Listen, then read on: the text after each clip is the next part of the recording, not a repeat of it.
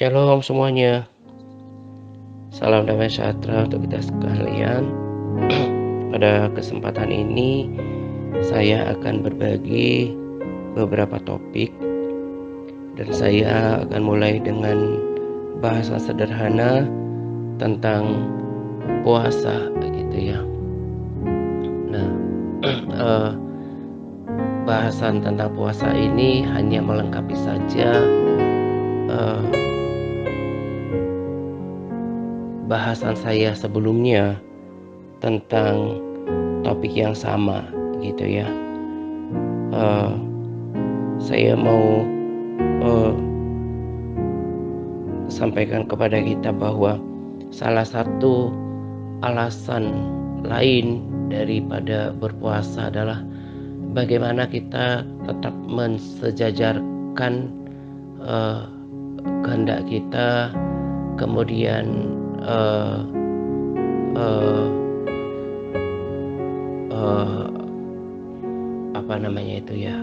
kalau dalam bidang ya mungkin akses kita atau koneksi kita, ya tepatnya dalam bidang perinternetan maksudnya, koneksi kita tetap tersambung dengan surga, gitu ya. Kita tetap punya punya kehendak, punya perencanaan, punya kesadaran itu tetap seirama dengan rencana Tuhan, gitu. Jadi kenapa berpuasa? Kita mau pastikan bahwa hidup kita ini ada dalam rencana Tuhan. Kita pastikan kita ini didapati seperti orang yang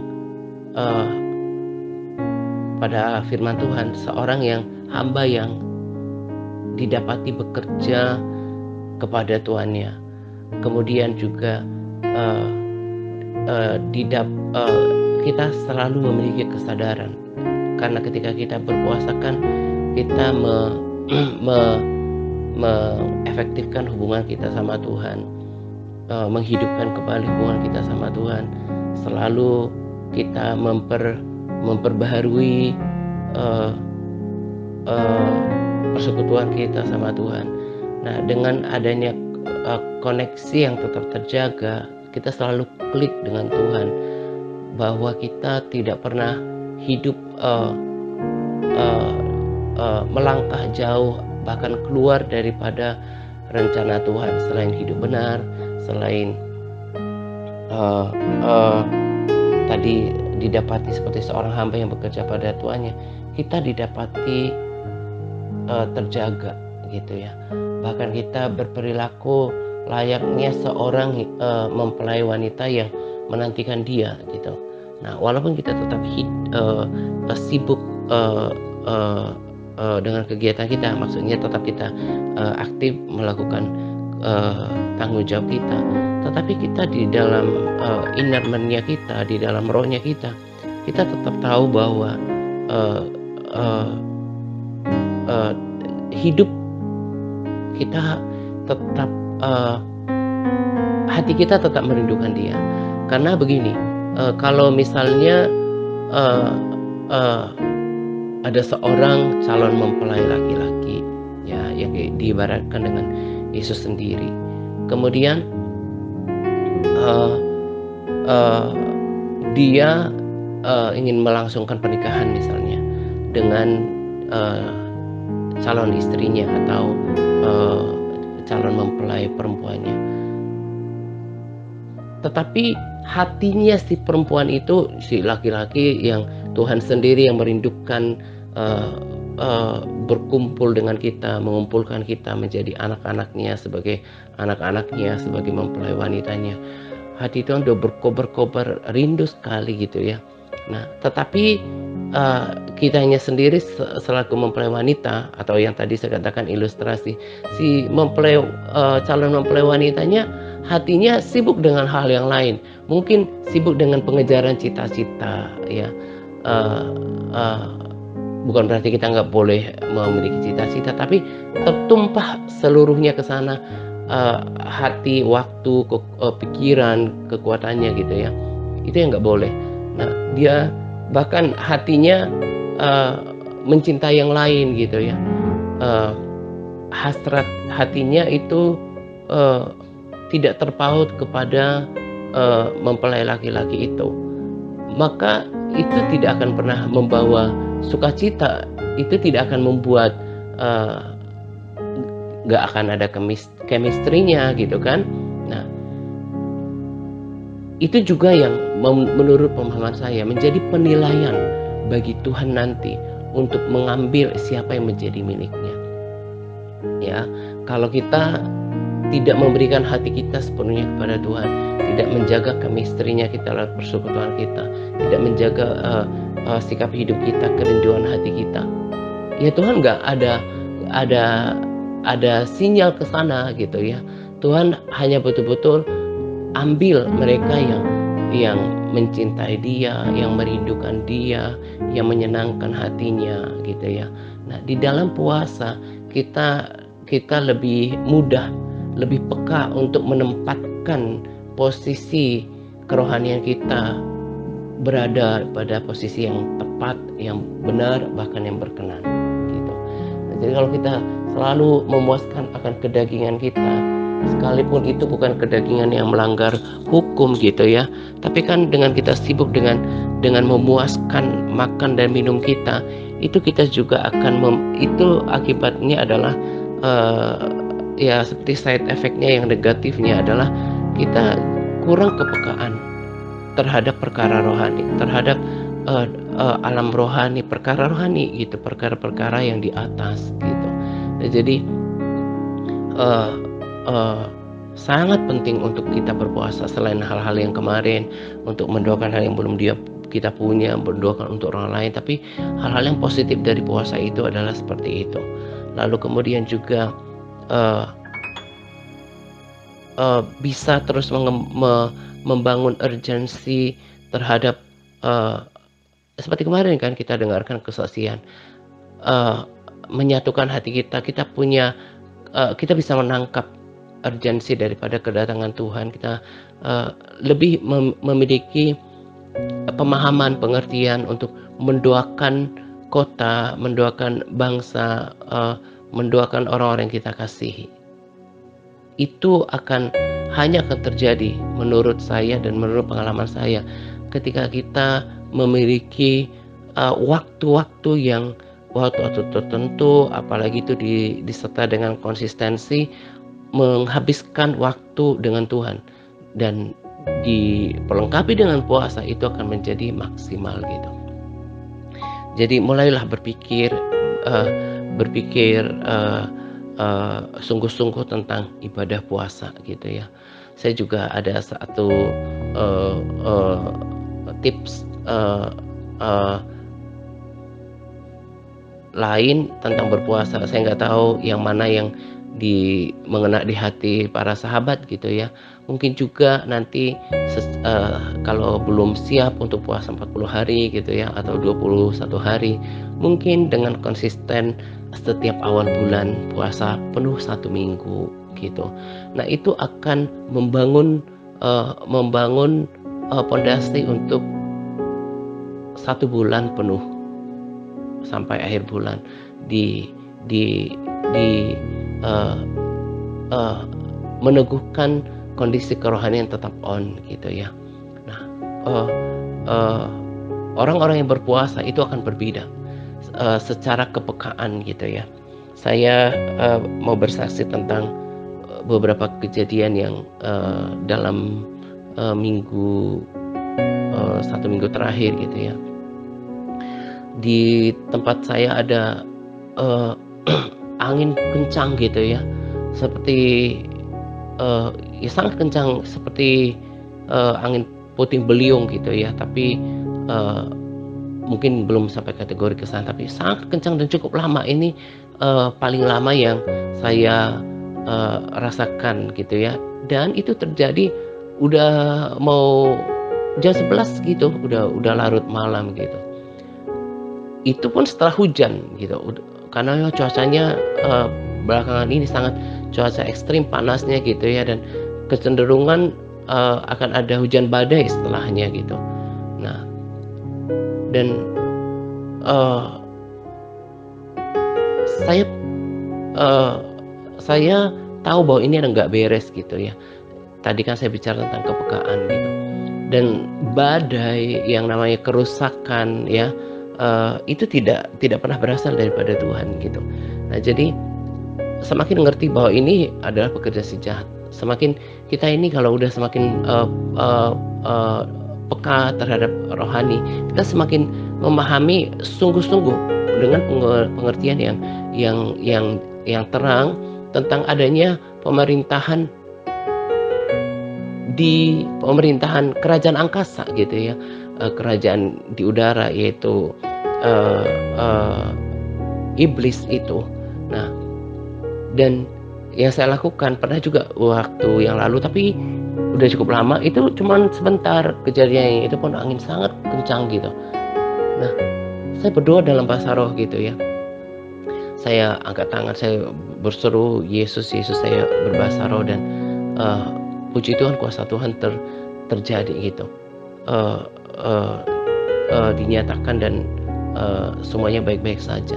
Dan yang kemarin lusa ini juga pertama kali kejadian gitu ya. Listrik hampir 10 kali ya, naik turun, dan saya tahu ini ada yang nggak beres gitu. Yang saya katakan adalah kita kalau kita semakin naik level kerohaniannya, kita akan memiliki kepekaan baik terhadap Tuhan yang ada dalam roh, termasuk juga terhadap keadaan di dunia ini gitu. Nah, makanya kan sebetulnya orang rohani itu bisa menilai, bahkan bisa merasakan, mengenali, mengidentifikasi apa yang terjadi, dan bisa rasa tentang kita ini sekarang di posisi di mana gitu. Itu juga saya perangi dan hanya tempo beberapa menit ya, mungkin sekitar 2 menit, semuanya normal gitu. Nah, itu hasil daripada kepekaan rohani. Dan kembali saya katakan, itu dikerjakan salah satunya dengan berpuasa. Ya, kita akan memiliki sensitivitas yang lebih baik daripada saat-saat sebelumnya. Makanya kemarin ketika saya katakan saya mau semakin tua, semakin bukan semakin mature secara fisik ya, tapi menjadi seperti manis, seperti anggur yang tua gitu ya, semakin berbobot gitu. Kemarin iseng-iseng saya googling tentang hamba Tuhan yang kemarin,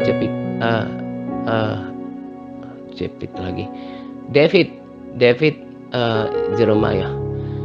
Itu usianya udah 84 tahun loh, tapi masih tetap gagah berdiri di mimbar untuk memberitakan kebenaran. Saya malah menyangka itu sekitar 68 awalnya, mungkin jadi bawah 70 lah, pastinya udah di 60 ya, dengan rambut begitu.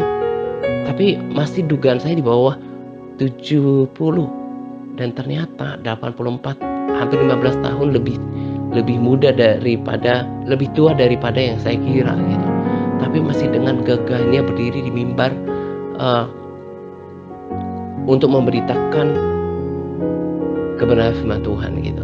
Nah, lewat puasa saya tiap-tiap tahun kan, tiap-tiap hari ada hubungan yang diperdalam, yang dikhususkan untuk Tuhan. Itu yang saya percaya, selain kepekaan, ada hal di mana ketika saya terus bersyukur pada Tuhan sempurnakan, itu pasti akan terjadi, dan saya terus mengalami upgrade, saya terus ditambahkan dalam banyak hal, dalam kapasitas rohani, dalam kedewasaan rohani, dalam bobot, dan semakin berdampak bagi banyak orang, tentu semakin menyenangkan hati Tuhan gitu. Kembali saya katakan, hal yang perlu dilakukan adalah bagaimana kita memiliki komitmen diri untuk menyalipkan kedagingan kita, menyangkal diri. Kalau lakukan puasa dengan kesungguhan, dengan hati yang murni, maka akan terima berkat-berkat rohani yang luar biasa. Akan ada hal yang Tuhan kerjakan di alam yang kita tidak pernah lihat dan kita bisa tetapi kita bisa rasakan dan kemudian kita saksikan, gitu ya.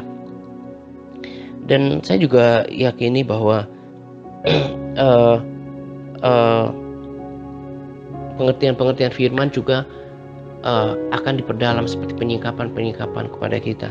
Itu yang saya mau bagikan pada kesempatan ini, yaitu tentang pertama itu tentang kehendak Tuhan, gitu ya. Ini ada dua hal ini yang saya mau berikan pada sharing kali ini. Itu saya dapatkan ketika doa berdiam diri ya, ketika doa pagi, bukan doa subuh gitu. Saya kemudian mengerti bahwa kita ini perlu untuk bekerja bagi kehendak Tuhan gitu. Sebagai ilustrasi, ketika dalam sebuah keluarga anak-anak berhasil, keturunannya berhasil, kemudian memiliki kemampuan finansial gitu ya. Nah, katakanlah orang tuanya dulu punya cita-cita, misalnya nanti mau bangun rumah tuanya mungkin, atau adalah mungkin impian orang tua yang pernah disampaikan pada anak-anaknya, atau mungkin berkumpul atau apapun gitu ya. Nah, anak-anak yang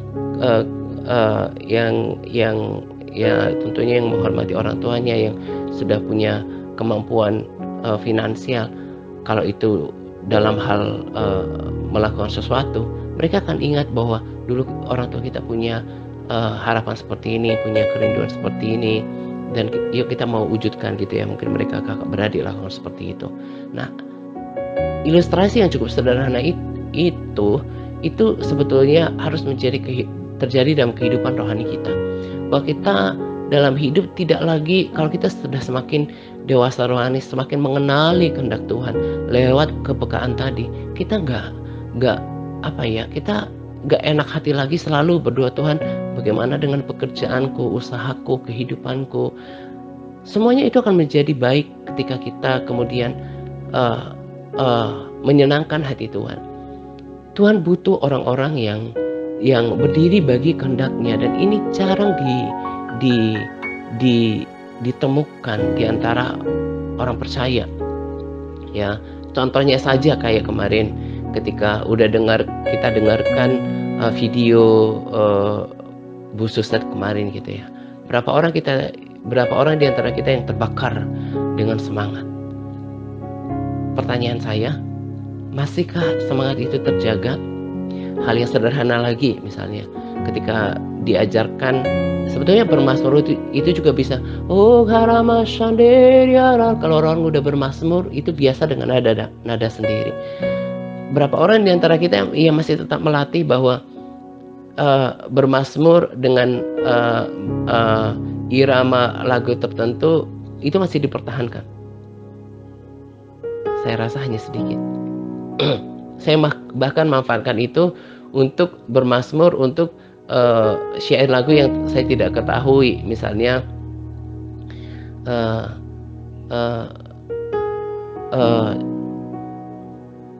when I look to your holiness, ada lagu seperti itu, kurang tahu semua syair lagunya. Saya bahkan campur dengan yang bahasa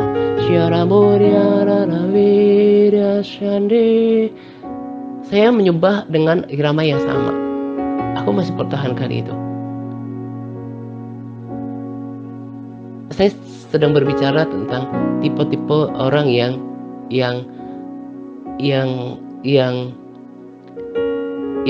saya katakan punya jiwa yang berbeda, yang luar biasa, seperti Yosua dan Kaleb gitu ya. Ini hanya sekedar ini aja, kayak selingan gitu. Berapa orang di antara kita masih berapi-api dengan siraman video tentang prayer itu, tentang bermazmur itu, masih kita lanjutkan apa enggak? Nah, demikian juga dengan tadi yang saya katakan, kita ini perlu berdiri mendoakan kehendak Tuhan. Dan ini juga semakin sedikit orang yang melakukan itu, dan Tetapi itu Tuhan perlu dan itu Tuhan cari. Nah, saya mengerti ini karena berkat daripada membangun persekutuan dan kedekatan dengan hati Tuhan. Bukan berarti kita tidak perlu mendoakan kebutuhan kita, tapi bukan itu yang letak pertama di dalam hidup kita, terlebih ketika kita berpuasa. Adalah kehendak Tuhan supaya datanglah kerajaan-Mu, jadilah kehendak-Mu di bumi seperti di surga. Selalu doakan untuk kerajaan Tuhan didirikan di kota di mana kita berada.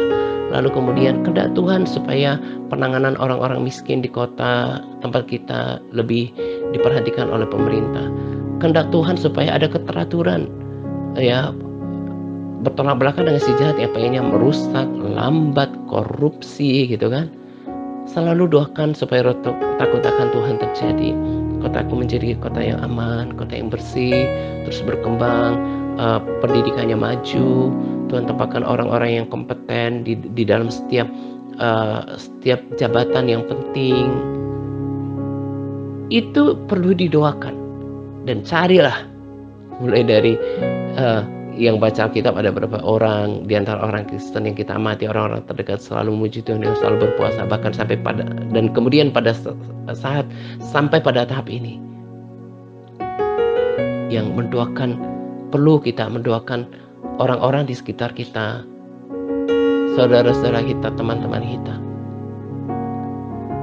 orang yang udah berdiri pada kepentingan Tuhan. Itu nggak mungkinlah tidak diperhatikan kehidupannya. Jadi mulai dengan cara hidup yang berbeda, justru Tuhan akan lakukan perkara besar dalam kehidupan kita. Gak terlalu mengkhawatirkan lagi tentang kehidupan, tapi bagaimana kita memiliki beban untuk pekerjaan Tuhan. Karena segala sesuatu yang baik itu daripada Tuhan. Kota yang teratur, kota yang tertib, kota yang aman, kota yang maju, pembangunan sarana dan prasarana yang lebih merata, yang cepat, pemimpin-pemimpin yang takut Tuhan, tidak korupsi. Itu harus menjadi ucapan-ucapan yang keluar daripada bibir orang yang mengerti kehendak Tuhan. Kita harus sampai pada tahap seperti ini. Dan percayalah, orang-orang yang nanti melakukan seperti ini, menyenangkan hati Tuhan di dalam hidupnya, dalam ibadahnya, itu pasti di-welcome oleh Tuhan dan diberikan yang terbaik di dalam kerajaan surga. Harus sampai pada tahap ke sana. Lalu saya juga diberikan pengertian tentang kesesakan yang kita hadapi, ya, kesulitan yang kita hadapi dalam hidup, yang kebanyakan orang, termasuk orang Kristen yang udah tahu banyak firman Tuhan pun, ya bahkan pelayanan, beralih fokus lebih banyak ke masalah dan kehidupan, tidak melihat daripada sisi yang lain. Nah, sebelum saya baca firman Tuhannya, saya ambil dari firman Allah yang hidup gitu ya.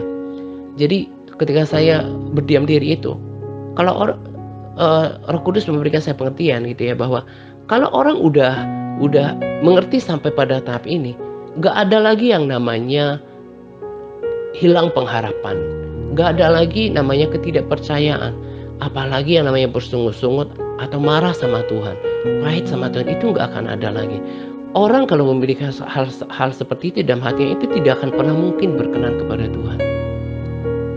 Nah, di Roma 5 ayat 3 sampai 5 ya, Roma 3 ayat 3 sampai 5. Demikian juga kita dapat bersukacita. Nah, kita akan bersukacita, damai sejahtera kita akan terjaga ya pada waktu kita mengalami kesulitan dan cobaan. Sebab kita tahu. Nah, kenapa kita bisa bersukacita? Kita bisa damai sejahtera dan gak nyalahin Tuhan, karena kita memiliki pengertian. Kita tahu bahwa kesukaran, kesulitan, cobaan hidup itu berguna untuk hal yang positif, yaitu menolong kita untuk kita menjadi orang yang memiliki pribadi yang sabar, menjadi bersabar. Ayat 4, dan kesabaran menghasilkan suatu watak yang kuat dalam diri kita, serta menolong kita supaya senantiasa lebih mempercayai Allah setiap kali kita bersabar, sampai akhirnya pengharapan dan iman kita itu menjadi kuat dan teguh. Ayat 5, kalau sudah begitu, apapun yang terjadi, kita dapat hidup dengan tabah, karena kita tahu bahwa segalanya baik. Kita menyadari betapa besar kasih Allah kepada kita, dan kasih itu kita rasakan dalam segenap diri kita, karena Allah telah memberikan Roh Kudus untuk memenuhi hati kita dengan kasih-Nya. Jadi kalau kita tadi udah memiliki pengertian, punya cara pandang yang baik, pemahaman yang benar terhadap kesulitan, kesukaran, kesesakan yang Tuhan izinkan terjadi, itu bukan berarti Tuhan jahat. Itu bukan berarti karena Tuhan tidak peduli. Kalau kita sudah pastikan hidup kita benar, ya, bukan karena diakibatkan dosa gitu ya. Kita akhirnya kemudian oleh pengertian itu bisa menerima, bisa welcome, bisa bersahabat dengan kesukaran, kesesakan, dan tidak menjadi kehilangan pengharapan, tetap bersukacita, tetap mengikuti Tuhan dengan bersemangat, karena kita tahu Tuhan sedang mengerjakan yang baik, mengerjakan watak yang baik di dalam diri kita, mengubahkan karakter kita menjadi orang yang percaya penuh, orang yang kemudian teguh, menjadi kuat, tidak goyah. Itu nilainya lebih mahal daripada, lebih penting daripada hanya sekedar karya Tuhan untuk melepaskan kita, untuk memberikan kita jalan keluar. Itu yang kekal. Kalau kita memiliki iman, itu yang membuat kita berkenan kepada Tuhan. Kalau kita memiliki kesabaran, itu yang kita bawa nanti sebagai kekayaan di dalam kekekalan, ketekunan. Kalau kita memiliki pengertian seperti ini, maka kita akan tetap mengasihi Tuhan, tetap berdoa, tetap terhibur hatinya. Apalagi kalau kita ngerti bahwa apa yang Tuhan sediakan, apa yang Tuhan sudah persiapkan, maka sangat bodoh ketika seseorang kemudian menjadi lemah, apalagi memiliki pandangan yang buruk terhadap Tuhan oleh situasi yang dihadapinya. Sangat merugi kemudian ketika dalam kesesakan, kesukaran hidup kita undur daripada Tuhan. Padahal justru ketika dalam masa-masa seperti itu, ada banyak hal yang Tuhan kerjakan di alam yang tidak terlihat, yaitu adalah watak kesabaran, ketekunan, iman yang berakar, yang terbangun kokoh di dalam diri kita. Orang-orang yang memiliki pengertian seperti ini, dia tetap tidak pengaruh tuh dengan kesulitan yang ada. Nah, kita harus sampai pada tahap ini kalau kita mau berkenan kepada Tuhan, kalau kita mau dijadikan kekasih oleh Tuhan. Kita, apalagi kalau pengangkatan, kita yang percaya pengangkatan, orang-orang seperti itu yang Tuhan mau ambil orang-orangnya. Tapi kalau hidup dalam gerutu, kepahitan, menyalahkan Tuhan, mana mungkin Tuhan akan pilih menjadi orang yang dekat dengan dirinya. Ya, jadi ini perhatikan. Makanya perlu merenungkan firman Tuhan. Saya kalau udah berangkat tidur, nggak tahu belakangan ini tidur sebentar, kebangun ya saya ambil firman, saya baca, saya renungkan, lalu cepat lagi tidur, gitu. Nah, itu yang ada kan firman Tuhan katakan bahwa ketika kita ingin belajar, bacalah firman Tuhan. Kalau kita semakin mau tahu tentang kehendak Tuhan, semakin ingin tahu tentang Tuhan, Tuhan akan memberikan kita hikmat. Jadi haus dan lapar akan firman Tuhan itu mendorong Tuhan untuk memberikan kita kemampuan, hikmat untuk mengerti, memahami lebih daripada pengetahuan kita sebelumnya, lebih daripada pengetahuan kebanyakan orang, gitu ya. Jadi kita bisa mengerti perkara rohani, hal-hal yang tersembunyi dalam firman Tuhan. Nah, sebagai penutup terakhir, saya mau bagikan tentang penyempurnaan rekomendasi video ya. Dan saya katakan bukan berarti saya lebih hebat daripada beliau gitu ya, yang kemarin rekomendasi video tentang rapture itu kita sepakat sama. Tapi ketika saya dengarkan video lain dari beliau ini tentang surga gitu ya, dan itu betul-betul pure diambil dari firman Tuhan gitu ya. Dan saya rasa ketika saya dapatkan pengertian ini juga tetap datang daripada Roh Kudus, karena Roh Kudus itu adalah Roh yang memberikan pengertian dan kebijaksanaan. Dan saya mau katakan pada kita selaku pengajar di TRC bahwa kalau saya menyampaikan tentang surga, saya akan tetap